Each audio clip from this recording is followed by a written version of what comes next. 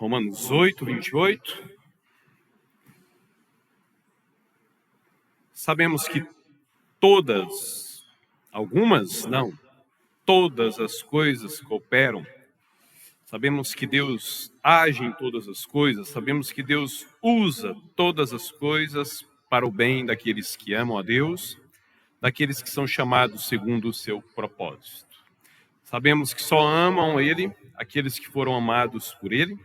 Você ama o Senhor? É porque o Senhor te amou primeiro. Quais são as coisas que você tem percebido que Deus está usando nesses dias para trabalhar na sua vida, para te amadurecer, para te levar para mais perto dele?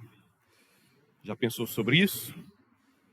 Pense sobre isso, porque se de fato você ama o Senhor e está nas mãos dele, ele age em todas as coisas para o seu bem. Mateus capítulo 26, boa noite, graça e paz. Mateus capítulo 26, nós chegamos hoje no versículo 57. Nós estamos numa série de mensagens sobre a paixão, a morte e a ressurreição do Senhor Jesus, e hoje é a quarta mensagem dessa série. Na primeira, há 4 domingos atrás, nós, iluminados por Mateus, capítulo 21, entramos em Jerusalém com o Senhor Jesus, quando ele ali foi recebido como rei na cidade dos reis. Depois, o outro domingo, nós fomos com Jesus lá para aquele lugar chamado Jardim do Getsemane, quando Jesus esteve ali para orar e se preparar para as adversidades que ele enfrentaria a partir daquele momento. E no domingo passado, nós acompanhamos Jesus quando ele estava sendo preso pelos guardas do templo. Hoje nós vamos andar com Jesus no seu julgamento. Mateus capítulo 26. Encontrando esse texto, com a sua Bíblia aberta nele, ore ao Senhor mais uma vez e peça a Deus para falar com você nessa noite.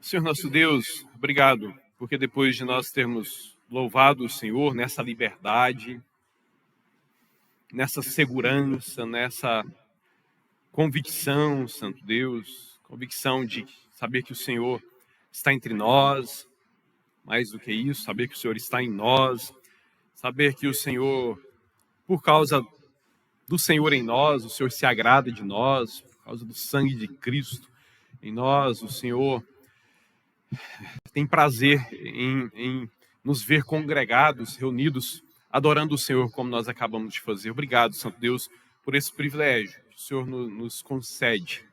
E obrigado por esse privilégio que vem depois dessa oportunidade que nós tivemos de cantar para o Senhor, de agora nós em silêncio podermos te ouvir.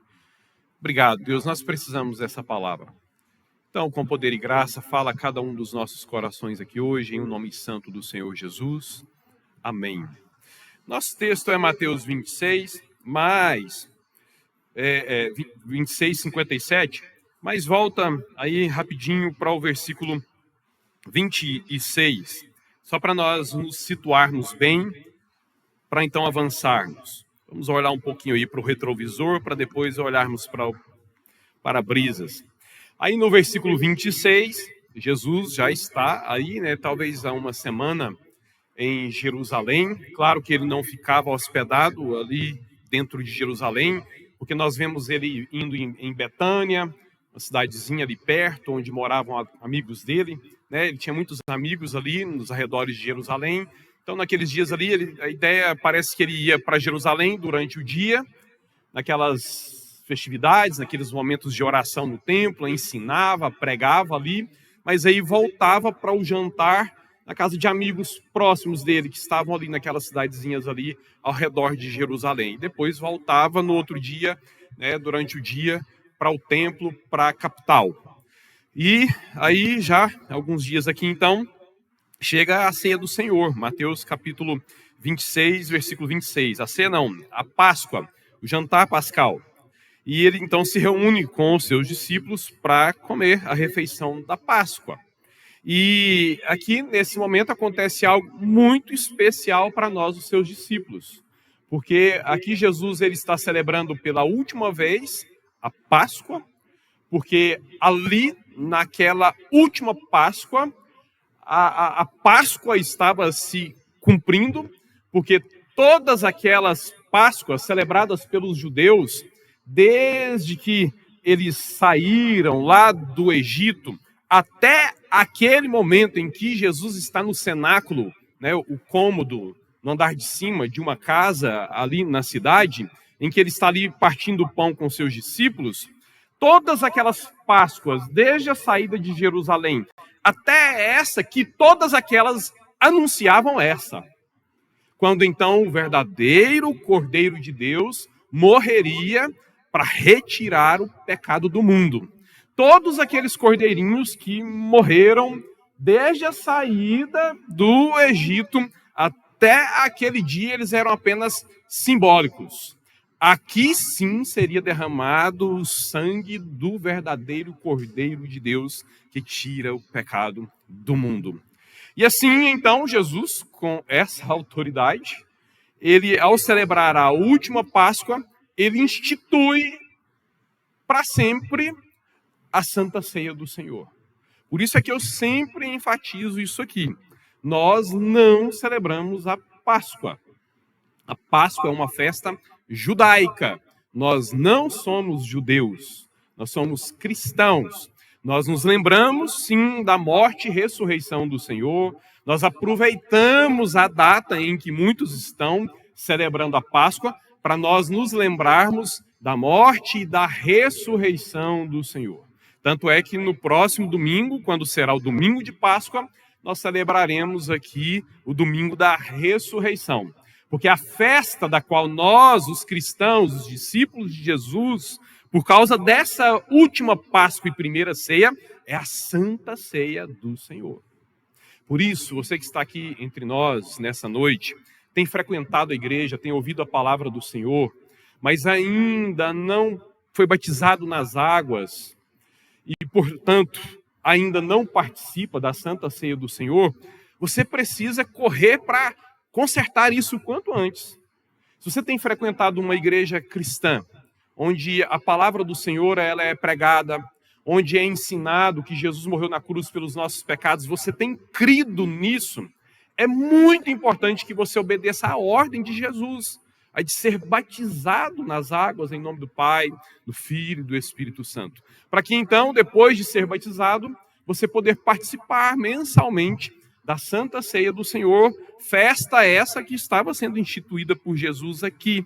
Mateus 26, versículo 26. Eles então comeram aquela última Páscoa e ao mesmo tempo aquela primeira ceia, versículo 30, e tendo cantado um hino, saíram para o Monte das Oliveiras. Um monte, um morro, ali do lado do templo, de onde, quando você está, você via ali o templo, logo abaixo. E Jesus vai para aquele lugar, afastado do barulho da cidade, para orar, para ir se preparar espiritualmente, emocionalmente, mentalmente, para aquilo que haveria de acontecer. Porque ele sabia, tanto é que a partir do versículo 31, talvez no caminho, ou quando eles já chegaram ali no Monte das Oliveiras, ele prepara os discípulos dele. Olha, gente, nós estávamos numa festa agorinha, comendo a Páscoa, eu estava ali ceando com vocês, mas o que vai acontecer daqui para frente vai ser muito doloroso. Vai se cumprir a profecia que diz que o pastor será preso, o pastor será ferido. E já havia dito o profeta que quando o pastor for ferido, as ovelhas se dispersarão. Vocês vão passar por uma situação muito difícil comigo agora. quando ele então adverte os seus discípulos para eles se prepararem. E é nesse momento em que Pedro diz: os outros podem até te abandonar, eu não. E Jesus diz: Pedro, você não só vai me abandonar como eles, mas você vai um pouquinho mais adiante. Você vai me negar por 3 vezes. E aí então eles chegam no Monte das Oliveiras, e lá no Monte das Oliveiras, lá em cima tinha um jardim chamado Jardim do Getsêmani, um lugar ainda mais recluso dentro do Monte das Oliveiras. E ali então Jesus ele vai orar, onde ele ora por aquelas 3 vezes, pedindo para o Pai: Pai, se possível, passe de mim esse cálice, se possível, passe de mim esse cálice, se possível, passe de mim esse cálice, mas que acima da minha vontade seja feita a sua vontade.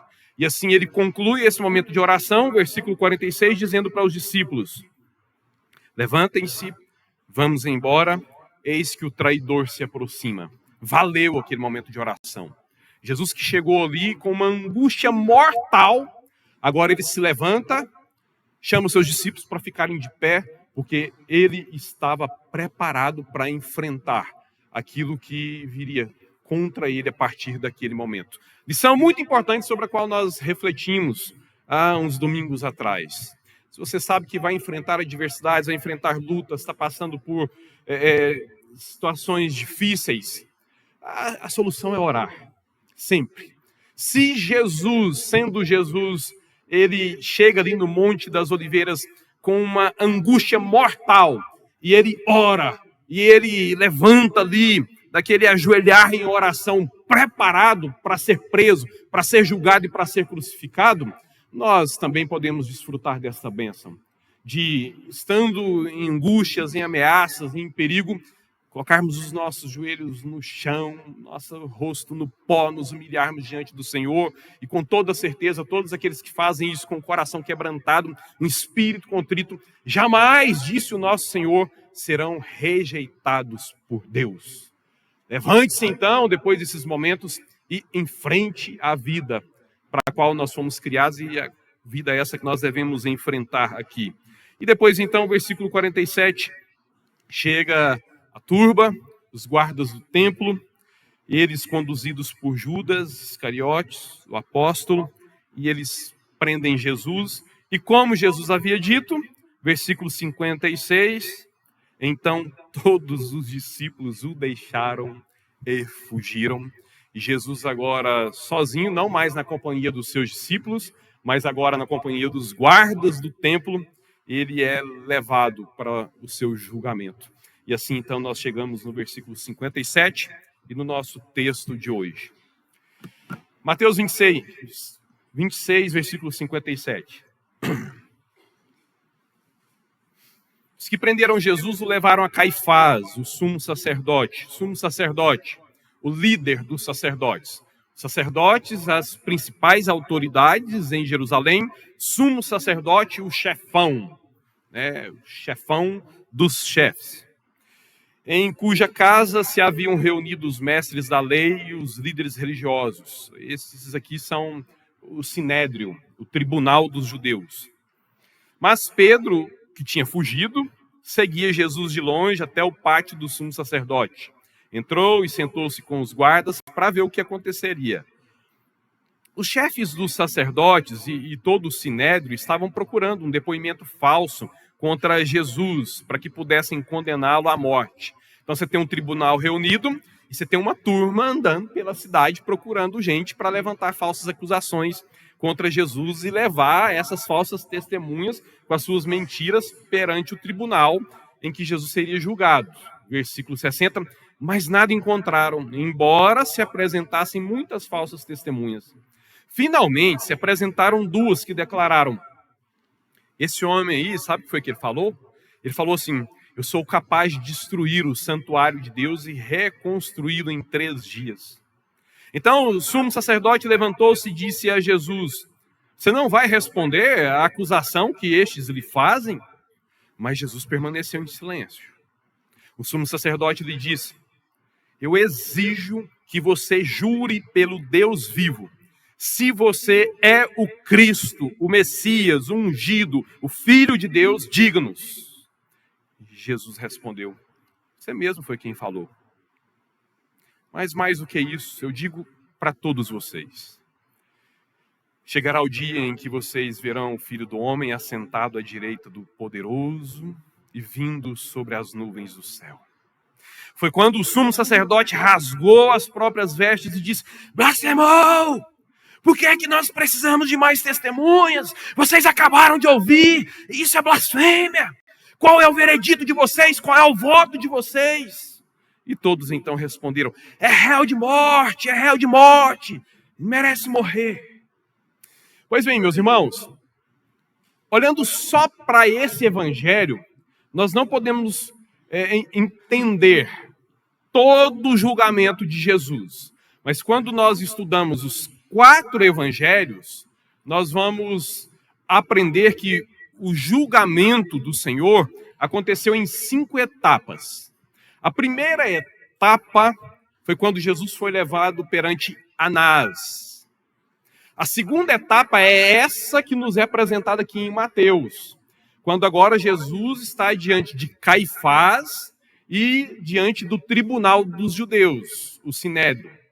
Aí depois dessa segunda etapa, ele vai para a terceira etapa, que é lá na casa do governador da Judéia, aquele que nós conhecemos por Pôncio Pilatos. Depois eles tiram Jesus lá da casa de Pôncio Pilatos e levam ele até o governador da Galileia, que era Herodes Agripa. E depois ele volta novamente lá da presença de Herodes Antipas para a presença de Pilatos, e ali então acontece o fim do seu julgamento. Vamos olhar com um pouquinho de cautela e atenção para cada uma dessas partes, para cada uma dessas 5 etapas do julgamento de Jesus. A primeira etapa, então, ela começa ainda na madrugada, de quinta para sexta-feira.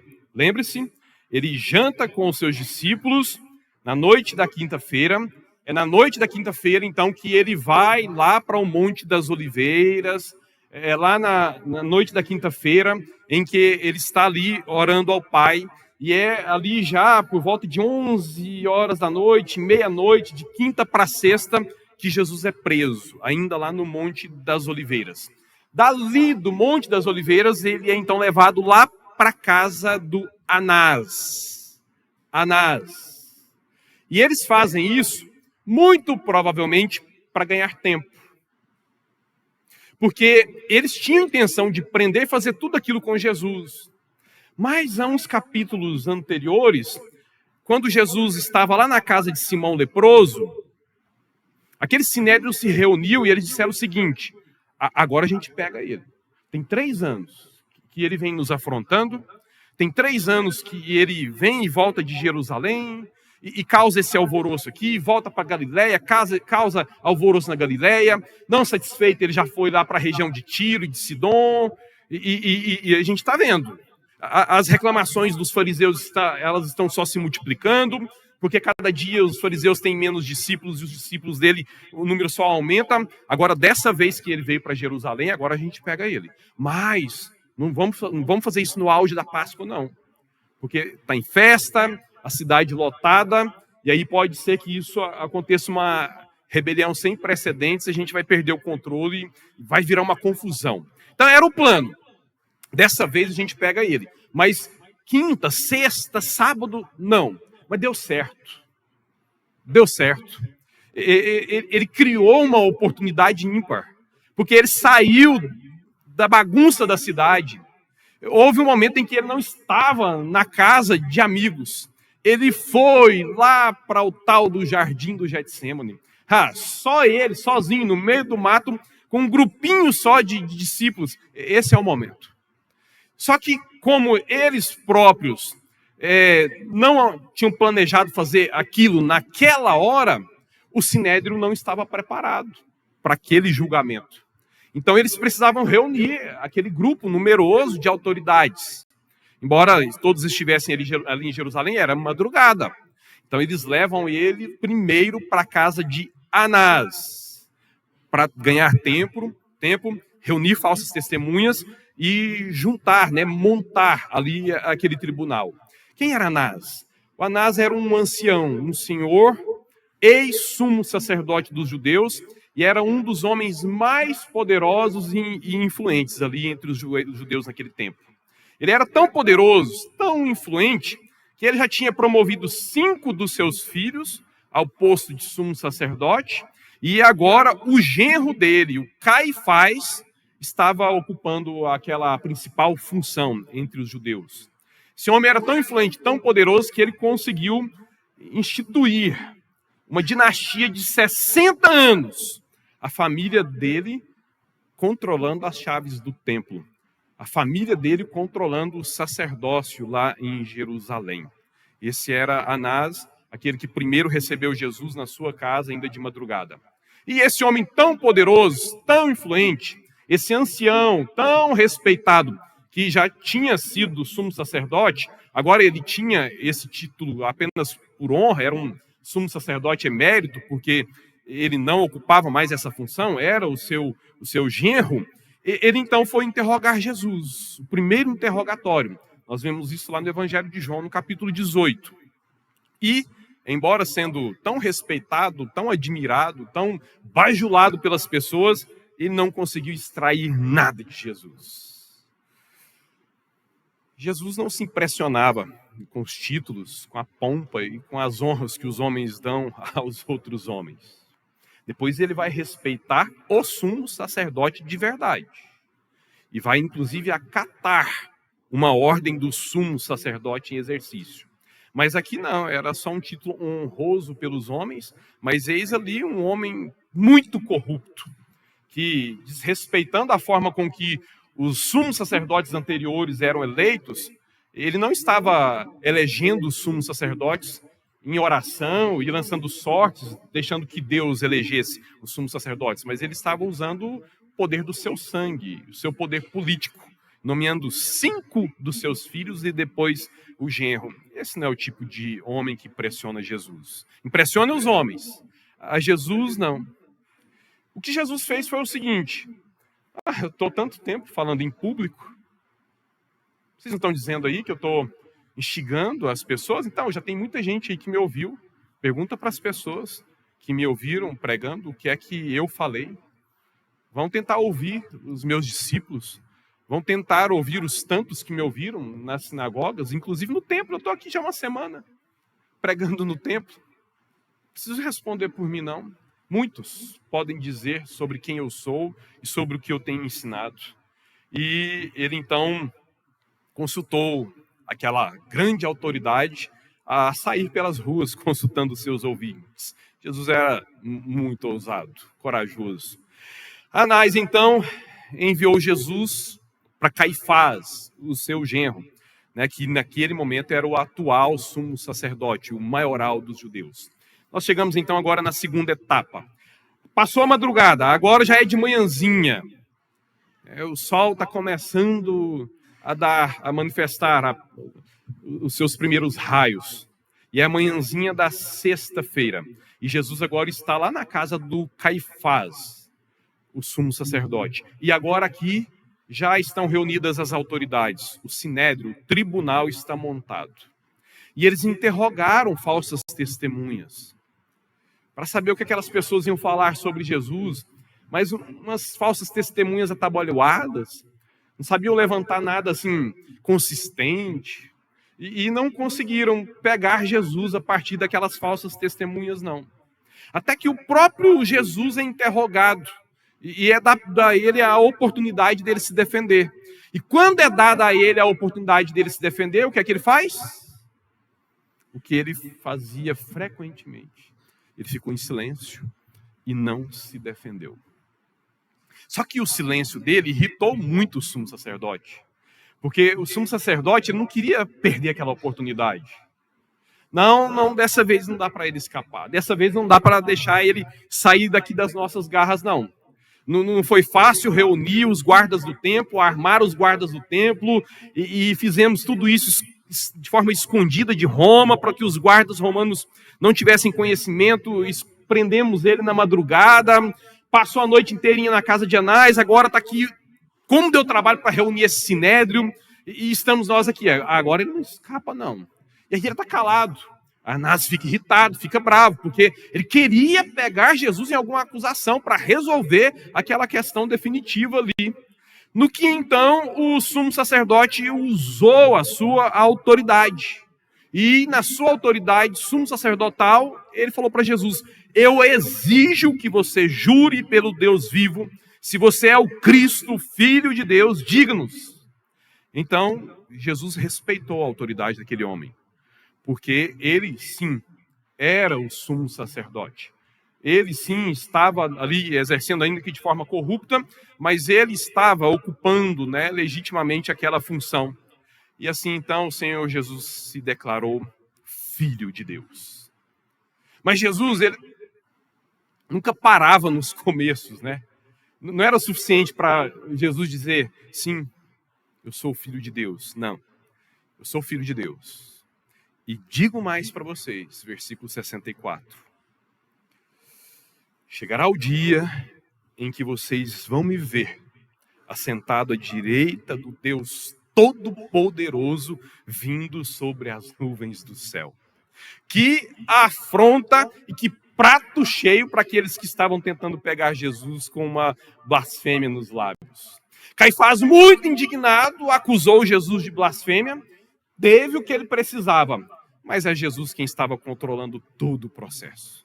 O Sinédrio seguiu Caifás, sentenciaram Jesus à morte, e os guardas do templo continuaram fazendo aquilo que já estavam fazendo, né, e espancaram e humilharam Jesus ali naquele momento também. Mas eles não podiam executar Jesus, porque havia uma lei em todo o império que somente Roma tinha poder de morte. Somente os romanos poderiam decretar a lei capital.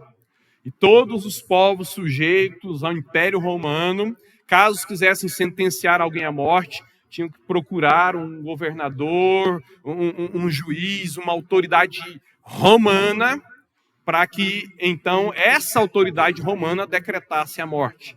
E eles aqui, né, doidos para matar Jesus, não puderam matar Jesus, mas tiveram então que procurar o governador ali da Judéia, região onde eles estavam, para que aquela autoridade governamental então fosse induzida pelos líderes religiosos e assim então a morte de Jesus fosse decretada. Não pelo Sinédrio, que já havia feito isso, mas sem poder de matá-lo, mas decretada também por Roma, que sim tinha poder para executar a pena capital. E assim então eles tiveram que levar Jesus para a terceira etapa, perante Pôncio Pilatos, o governador romano estabelecido ali na Judéia, onde estava Jerusalém, onde estava o templo. Pilatos interrogou Jesus, segundo a lei romana. E o Pilatos ele não tinha aquela rixa com Jesus. Jesus estava incomodando, eram os religiosos judeus. Então, os religiosos judeus estavam forjando tudo aquilo ali, tentando forçar para fazer com que palavras condenassem Jesus. O Pilatos não, o Pilatos quer paz. Ele quer sossego, porque ele sabe que se há um tumulto ali, ele poderia perder o emprego, ele poderia ser forçado a se mudar com a família dele. E Jerusalém está lotada de gente. Gente, não pode ter nenhum tipo de rebelião, não pode ter nenhum tipo de confusão. Eu estou fazendo de tudo para manter a paz. Vem esse sumo sacerdote, vem esses sacerdotes e trazem um homem aqui acusando ele de insurreição, justo agora, quando eu estou tentando manter a ordem, paz aqui no meu governo, aqui nos meus domínios. E Pilatos interroga Jesus, não achei nada. Não tem nada contra ele. Esse homem não cometeu crime nenhum. E ele conhecia bem a natureza dos sacerdotes. Ele sabia quanto eles eram corruptos. Ele sabia quanto eles eram ávidos pelo poder. Ele sabia como eles eram arrogantes, como eles eram ciumentos, como eles tinham inveja das pessoas que começavam a se despontar no meio do povo. Ele sabia a natureza daqueles líderes espirituais dos judeus. E então o Pilatos, lá em Mateus 27:19, estando sentado no tribunal, né, não encontrando nenhuma acusação contra Jesus, ainda recebe um recadinho. Um recadinho que saiu lá da sua casa. A sua esposa lhe manda um bilhetinho.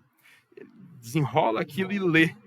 E a mensagem da sua esposa para ele é: Pilatos, meu bem, não se envolva com este inocente, porque hoje eu sonhei com ele o tempo todo e em sonho eu sofri muito por causa dele.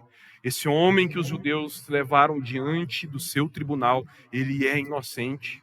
E eu tive uma experiência espiritual enquanto eu estava dormindo. Eu sofri por causa de tudo isso que estão fazendo contra ele. Pilatos não encontra nada na lei para acusar Jesus. E ainda vem a pessoa mais importante da sua vida dizendo que teve ali uma experiência espiritual e nessa sua experiência espiritual, ela sai dali em defesa daquele homem que ela nem conhecia. E, claro, Pilatos então passou a tentar livrar Jesus. Mas, diante da pressão dos líderes religiosos e do povo que já estava ali seduzido pelos líderes religiosos, Pilatos se acovardou. Ele não crucificou Jesus nesse primeiro momento, não atendendo os judeus, mas ele também não soltou Jesus, não atendendo a sua consciência, a sua esposa e a nítida inocência de Jesus. O que foi que ele tentou fazer? Tentou se esquivar, terceirizar a responsabilidade, jogar aquela responsabilidade para outro. E qual é o entendimento de Pilatos? De onde é Jesus? De Nazaré? Me livrei. Eu não sou governador de Nazaré. Eu sou governador da Judéia. Esse homem que está aqui, o líder político dele é Herodes. Porque o Herodes é que é governador da Galileia. E o Herodes está aqui, pronto. Problema resolvido. Manda Jesus para Herodes. Deixa que Herodes resolva esse pepino. Jesus então vai para a quarta etapa do seu julgamento, agora ele está diante de Herodes. E aqui é um cara ridículo, um doido, um fanfarrão. Herodes Antipas, filho de Herodes o Grande, o antigo rei dos judeus. O mesmo Herodes Antipas que havia decapitado o primo de Jesus, João Batista, um tempo atrás. Herodes, ele era governador da Galileia, a cidade em que Jesus morava, a cidade em que Jesus pagava os seus impostos, a cidade em que estava a carpintaria de Jesus, portanto, a autoridade política sobre Jesus. Mas, embora sendo governador lá da Galileia, naqueles dias, por causa das festividades da Páscoa, Herodes estava com a sua comitiva ali em Jerusalém. Trouxe o seu gabinete para Jerusalém, por causa das festividades da Páscoa. E Herodes, ele achou bom demais, quando falaram para ele que Pilatos estava mandando Jesus para ele. Porque o Herodes, ele já havia um tempão querendo ter um encontro com Jesus. Lembra que Herodes, ele tinha assim uma afeição por líderes, por figuras espirituais? Por exemplo, ele tinha pavor de João Batista. Ele ficava desesperado por causa da pregação de João Batista. João Batista acusava ele de adultério em público. Ele morria de raiva de João Batista, mas morria de medo de João Batista. Porque tinha um quê de espiritualidade nesse tal de João Batista. Então ele tinha ali um encanto por essas figuras religiosas, por essas figuras espirituais. Ele tinha tido encontros com João Batista. Mas agora uma figura maior do que João Batista, mais famosa do que João Batista, está pregando em Nazaré, está pregando lá para os samaritanos, está pregando lá em Jerusalém.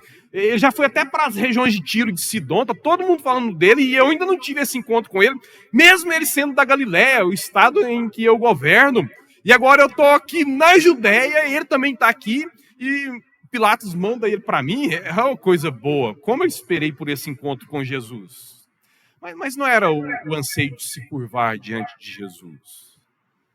Ele não estava desejoso de adorar a Jesus, de se arrepender dos seus pecados, de se prostrar diante de Jesus, de pedir para Jesus ter compaixão dele, perdoar os pecados dele.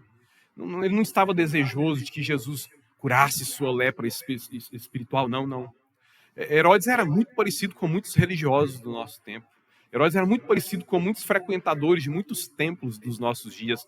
Herodes queria ver milagres. Ele queria espetáculo religioso. Ele queria circo espiritual. Era isso. Nossa, Jesus cura cegos, Jesus cura paralíticos, Jesus cura leprosos. Eu quero ver fazendo uma dessas coisas diante de mim. Eu quero um circo espiritual. Como muitos. Muitos não vão a Jesus para confessar os seus pecados e para invocarem a salvação de Jesus, para clamarem pelo perdão de Jesus, não. Muitos vão a Jesus só por aquilo que ouvem que ele faz. Ele faz milagres, ele dá prosperidade, ele alegra as pessoas. Circo espiritual. Pelo que você tem ido a Jesus mesmo? Você está indo a Jesus como um pecador arrependido, reconhecendo que ele é o Filho de Deus, que somente ele é o caminho até Deus, ele é o caminho, a verdade, a vida, e ninguém vai ao Pai senão por ele, que diante dele todo joelho deve se prostrar, que ele tem poder para perdoar os nossos pecados, para nos reconciliar com Deus? Ou não, você está indo assim, não estou nem aí para essas coisas. Estou muito preocupado, não, tanto é que confessar pecado para quê se eu nunca vou abandonar? E confessar, abandonar por quê se eu não estou arrependido? Se eu vivo muito bem com os meus pecados? Para quê? Mas eu gosto de Jesus, sabe? Faz um bem quando eu vou lá na igreja. Quando eles reúnem lá na igreja lá e cantam para ele, eu vou lá que ela faz um bem para mim, eu saio de lá me sentindo bem. Eu gosto do que esse Jesus faz. Eu gosto do circo que é promovido em torno do nome dele. Isso é um fanfarrão espiritual, igual a Herodes também.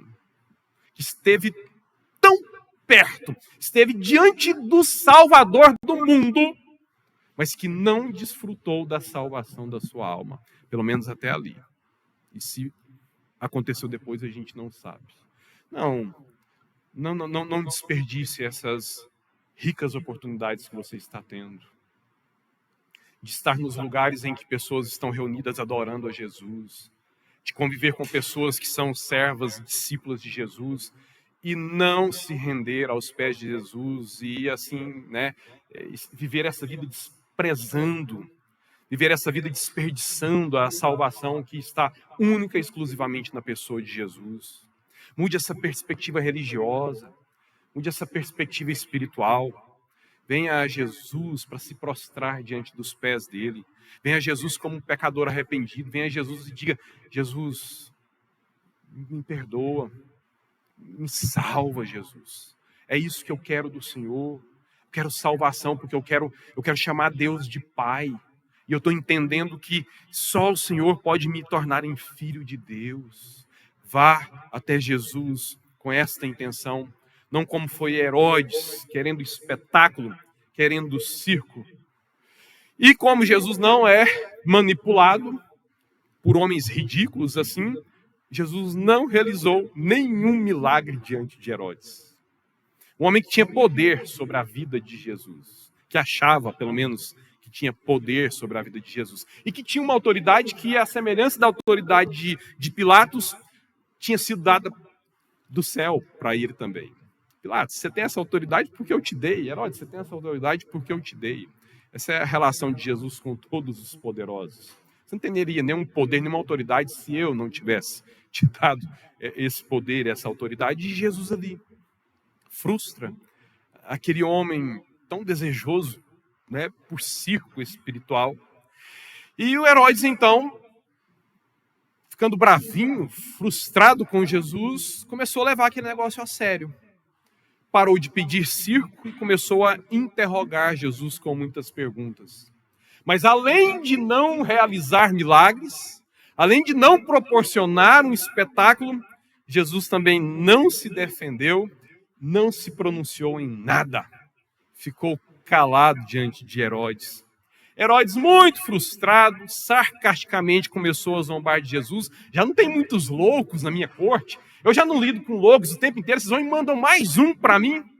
E assim ele devolveu Jesus para Pilatos. Jesus agora vai para a quinta e última etapa do seu julgamento. E, de novo, Jesus está diante de Pôncio Pilatos, Lucas 32. Pilatos, lembre-se, ele tinha certeza da inocência de Jesus e da corrupção dos judeus. Pilatos, então, ele se põe com todas as possibilidades ali naquele momento, insistentemente, tentando libertar Jesus. Ele chegou a propor que castigaria Jesus, acreditando que, então, dando uma surra em Jesus, ele satisfaria um pouco da sede de sangue daqueles homens e acalmaria aquela multidão, mas depois de castigá-lo, ele o libertaria.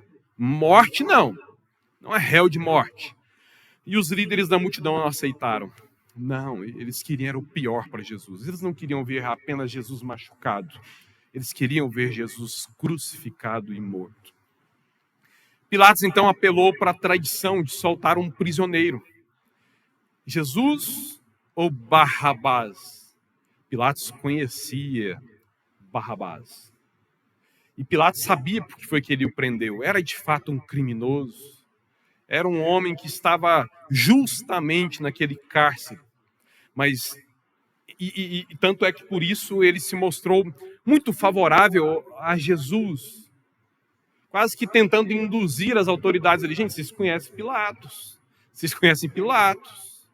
Mas os líderes religiosos, ao contrário, incitaram o povo a pedir pela soltura de Barrabás e firmes em exigir, em reivindicar a crucificação de Jesus.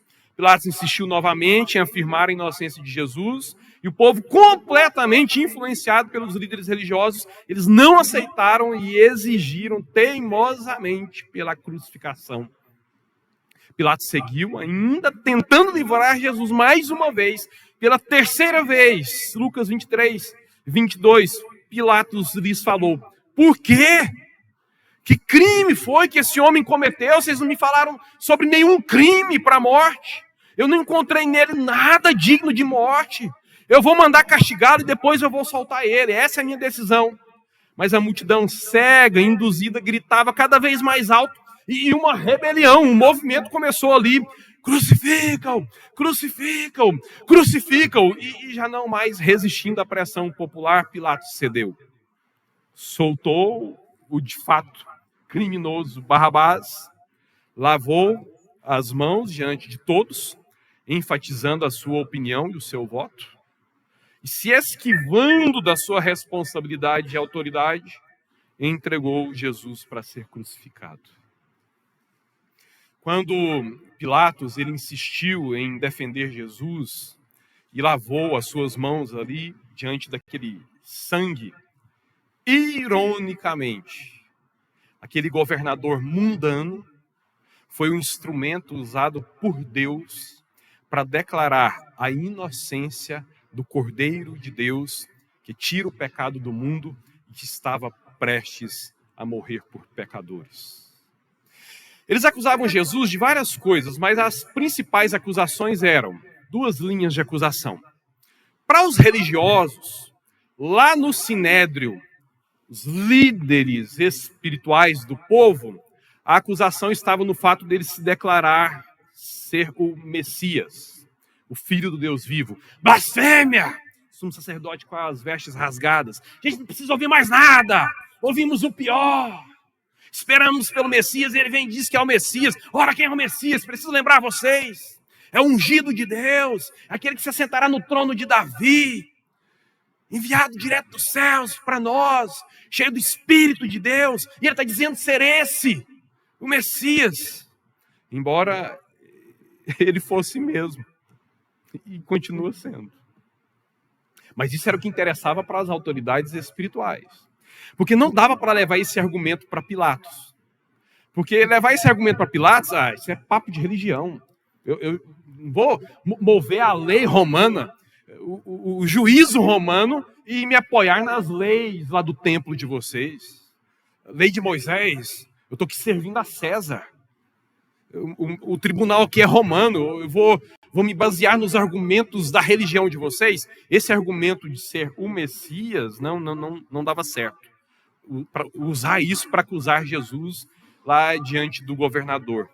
A acusação diante das autoridades romanas era: ele está se dizendo ser o Messias. Sabe o que significa dizer que ele é o Messias? Que ele é o rei dos judeus. Significa dizer que César vai ser deposto. Significa dizer que se ele subir no poder, ele anda com os discípulos aí, eles se transformarão nos ministros dele. Significa dizer, sabe o que vai acontecer quando o Messias chegar? Roma, ó. Morte para Roma. Imperador vai ser deposto. Pôncio Pilatos, se ele for o Messias, ele é rei. O rei dos judeus. Acabou para você, meu amigo. Aí sim, essa acusação diante de Roma valia. Porque era uma acusação de insubordinação contra o império. Ele está se dizendo ser uma autoridade política dos judeus, que veio para substituir as autoridades que Roma colocou sobre os judeus. Há tantas coisas, meus irmãos, coisas absurdas que causam indignação aqui.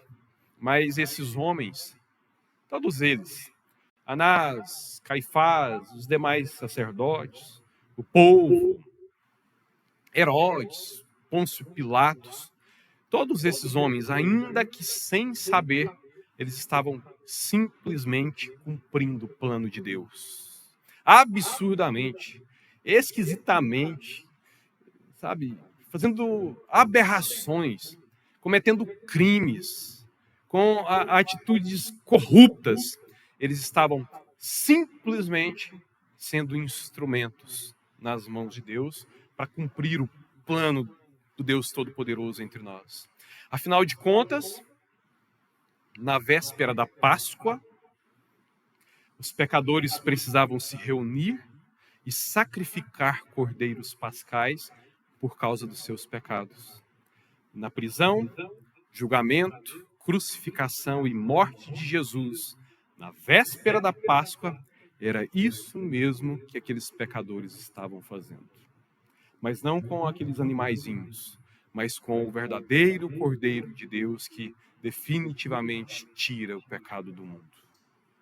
Na prisão, julgamento e morte de Jesus, nós vemos Deus usando a ambição de um falso discípulo, chamado Judas Iscariotes, que traiu e vendeu Jesus, o zelo religioso hipócrita dos líderes religiosos, que desonestamente julgaram e sentenciaram Jesus à morte.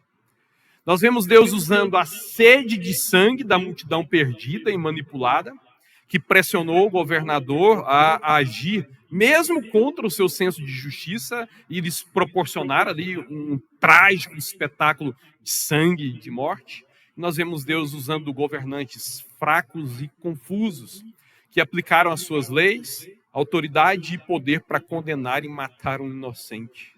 E Deus agindo em tudo isso para te salvar, para te reconciliar com Deus, para que hoje você pudesse chamar Deus Todo-Poderoso de Pai. É impossível ler esses relatos e não me lembrar de Romanos 8, 28. Deus age em todas as coisas para o bem daqueles que o amam, dos que foram chamados de acordo com o seu propósito. Deus usa todas as coisas, as boas, Deus usa todas as coisas, as ruins, para o cumprimento dos seus planos. E assim como foi na vida e morte de Jesus, continua sendo nas vidas de todos os seus filhos. Deus sempre faz com que todas as coisas, pessoas, fatos, experiências, até as mais dolorosas, sejam usadas para o nosso bem, se o amamos, se somos alvos do seu amor. Às vezes, meus irmãos, é difícil entender e aceitar algumas coisas no primeiro momento. Eu sei, é fato, mas sim, como filhos de Deus que somos, a exemplo de Jesus, confiemos em que todas as coisas cooperam para o bem daqueles que amam a Deus e que são chamados segundo o seu propósito. Pois todas as coisas, das mais alegres às mais dolorosas, ainda que nós não compreendamos aqui, resultarão em salvação para nós e em glória para o nosso Deus e Pai. Feche seus olhos, ore ao Senhor.